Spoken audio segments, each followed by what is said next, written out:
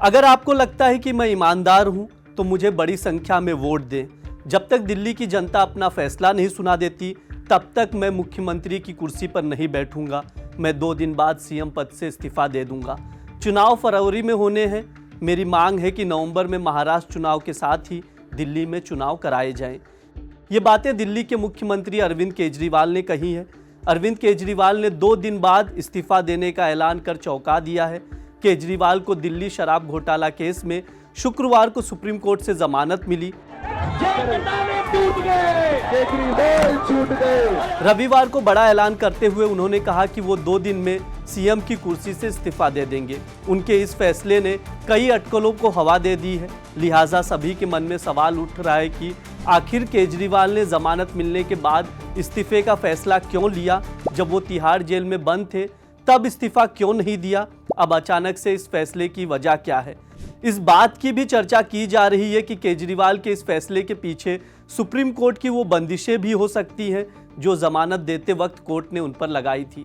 आइए जानते हैं सुप्रीम कोर्ट ने जमानत देते वक्त कौन सी शर्तें लगाई थी। साथ ही समझेंगे केजरीवाल के इस्तीफे की पूरी इनसाइड स्टोरी। नमस्ते, मेरा नाम रिज द्विवेदी है। आप देख रहे हैं दैनिक जागरण। 2 दिन के बाद, आज से 2 दिन के बाद मैं सीएम की कुर्सी से इस्तीफा देने जा रहा हूँ और मैं तब तक सीएम की कुर्सी पे नहीं बैठूंगा जब तक जनता अपना फैसला ना सुना दे। रविवार को आप कार्यालय में इस्तीफे का ऐलान करते हुए अरविंद केजरीवाल ने कहा कि वो 2 दिन के भीतर मुख्यमंत्री पद से इस्तीफा दे देंगे। उन्होंने ये भी कहा कि अब वो तभी कुर्सी पर बैठेंगे जब जनता उनकी ईमानदारी पर मुहर लगाकर दोबारा उन्हें चुनेगी। उन्होंने ये भी कहा मनीष सिसोदिया भी सरकार में शामिल नहीं होंगे, बल्कि दोनों नेता गलियों में जाकर प्रचार करेंगे। इस दौरान अरविंद केजरीवाल ने कहा कि वो दिल्ली में जल्द से जल्द चुनाव चाहते हैं। महाराष्ट्र के साथ ही नवंबर में दिल्ली में भी चुनाव कराए जाएं। हम आगे बढ़े उससे पहले अरविंद केजरीवाल ने रविवार को क्या कुछ कहा, सुन लीजिए। 2 दिन के बाद, आज से 2 दिन के बाद मैं सीएम की कुर्सी से इस्तीफा देने जा रहा हूँ और मैं तब तक सीएम की कुर्सी पे नहीं बैठूंगा जब तक जनता अपना फैसला ना सुना दे।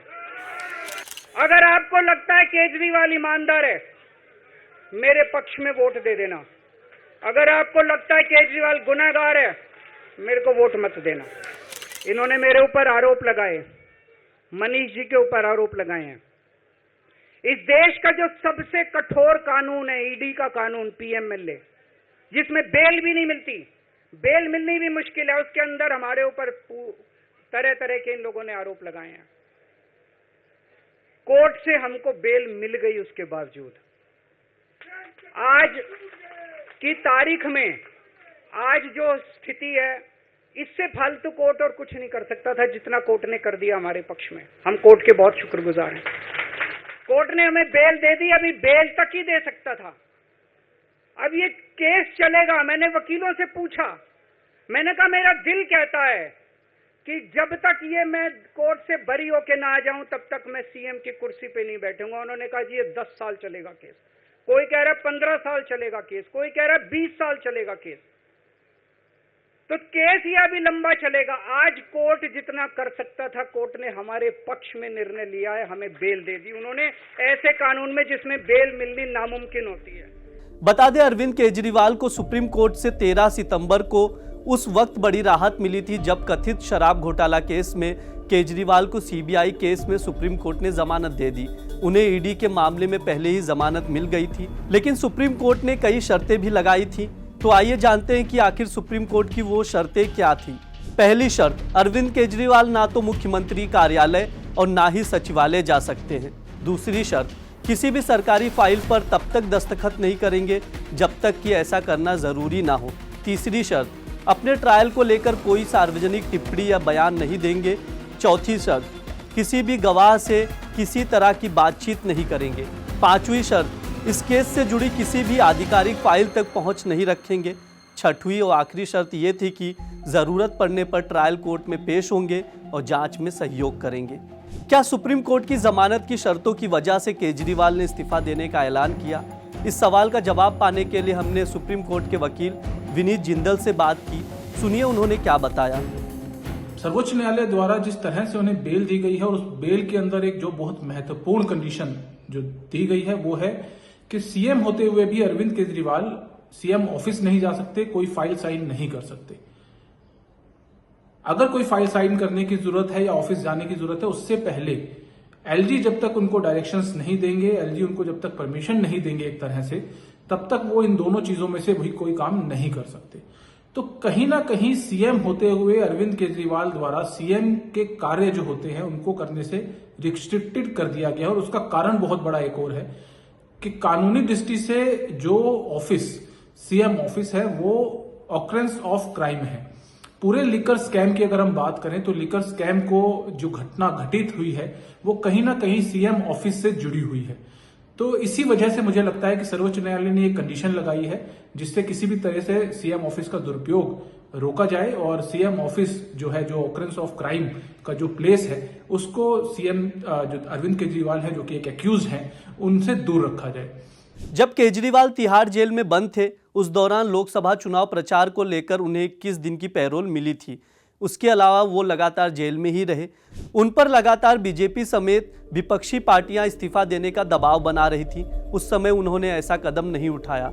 फिर अब क्यों इस्तीफा देने का ऐलान किया है? इसके लिए हमने पॉलिटिकल एक्सपर्ट रविंद्र सिंह शेरौन से बात की। सुनिए उन्होंने क्या कहा।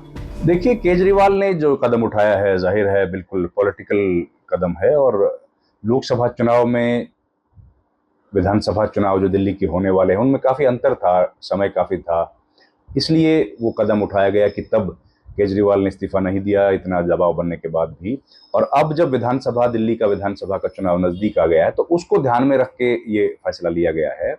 और इसमें केवल पॉलिटिकल इम्प्लीकेशंस इसके हो सकते हैं, इसके अलावा इसमें और कोई रीज़न नहीं है। केजरीवाल भी चाहते हैं या दिखाना चाहते हैं कि वो एक बहुत ज़्यादा प्रिंसिपल्ड इथोज और मोरल्स के साथ काम करने वाले राजनेता हैं, जिस तरह की उन्होंने बातें पॉलिटिक्स में आने से पहले कही थी।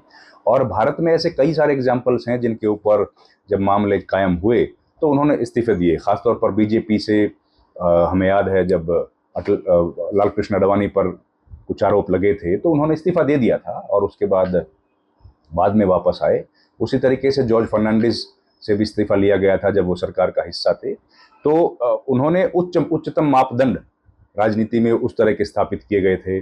कई बार और भी देखा गया है जब अपनी ड्यूटी में फेल हुए तो मंत्रियों ने इस्तीफे दिए।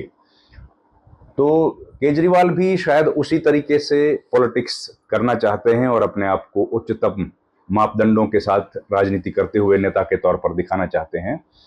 इसका राजनीतिक लाभ लेना वो चाहते हैं। इसके अलावा इसमें और कुछ देखने जैसा नहीं है कि इतना समय केजरीवाल ने क्यों लिया। और अब इलेक्शन नज़दीक है तो जाहिर है उनको ऐसी उम्मीद रहेगी कि कुछ सिंपैथी जनता के मिले और उसी सिंपैथी की वेव पर राइड करते हुए वो चुनाव में एक बार फिर से जा सकें और दिल्ली का जो विधानसभा चुनाव होगा उसमें उनको कुछ बेनिफिट इस विधानसभा चुनाव में मिल जाए। इसलिए मेरे ख्याल से ये इस्तीफा दिया गया है। हालांकि अब इस बात की चर्चा हो रही है कि आखिर दिल्ली में अगला मुख्यमंत्री कौन होगा। इनमें शिक्षा मंत्री आतिशी का सबसे ऊपर नाम है। आतिशी केजरीवाल के साथ मनीष सिसोदिया की भी भरोसेमंद सहयोगी हैं। महिला होना भी उनके पक्ष में जाता है। वो सरकार में दूसरी सबसे पावरफुल मंत्री हैं। परिवहन मंत्री कैलाश गहलोत का भी नाम लिया जा रहा है। कहा यह भी जा रहा है कोई चौंकाने वाला नाम भी हो सकता है। केजरीवाल ने स्पष्ट किया है कि इसका फैसला विधायक दल की बैठक में होगा। सुनिए पॉलिटिकल एक्सपर्ट रविंद्र सिंह ने किसका नाम लिया और क्या बताया। ये बात ठीक है कि आतिशी जो है वो फ्रंट रनर हैं और आतिशी पूरी जो पॉलिटिकल सिस्टम आम आदमी पार्टी का है उसमें आज की तारीख में एक बहुत ताकतवर और सबसे नज़दीकी शीर्ष नेतृत्व जो है केजरीवाल या मनीष सिसोदिया उनके बहुत नज़दीक हैं। तो अधिक संभावनाएं और मीडिया में भी व्यक्त की जा रही हैं कि उन्हीं की हैं कि वो मुख्यमंत्री बनेंगी। उनके अलावा कोई और मुख्यमंत्री बनेगा उसकी संभावनाएं थोड़ी कम है। दूसरा, आतिशी को जिस तरीके से पहले भी सरकार में प्रोजेक्ट किया गया है, वो विदेश से पढ़ के आई हैं, विदेशों की बहुत चोटी की जो यूनिवर्सिटीज़ हैं उनसे वो पढ़ के आई हैं और उसके बाद उन्होंने राजनीति में कदम रखा।